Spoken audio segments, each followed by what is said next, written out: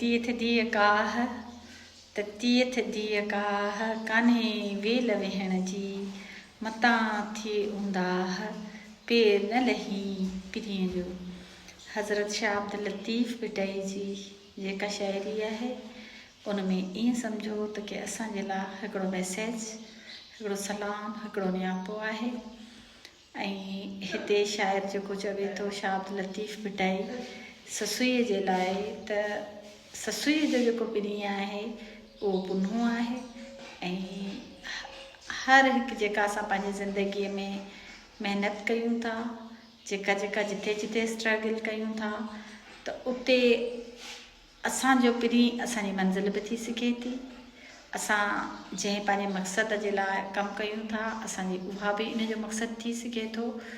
त जेको असां जिते जिते महिनत कयूं था, जिते जिते असां स्ट्रगल कयूं था त उन में असांखे पंहिंजा जेके पेर आहिनि उन्हनि खे पुठियां नाहे करणो ऐं असांखे पंहिंजे मक़सद सां असां जेको बि ज़िंदगी में सुठो कमु करे रहिया आहियूं उन सां जुड़ियल रहिजे। त बिल्कुलु इन मैसेज जी आहे त अगरि असां पंहिंजा पेर पुठियां कया, अगरि असां पंहिंजी महिनत करणु छॾे ॾिनी त छा थींदो त असां पंहिंजी मंज़िल खे कोन पहुची सघंदासीं। इन करे असांखे जेको जिथे असां कमु कयूं था उन सां असांखे सचो हुजणु घुरिजे।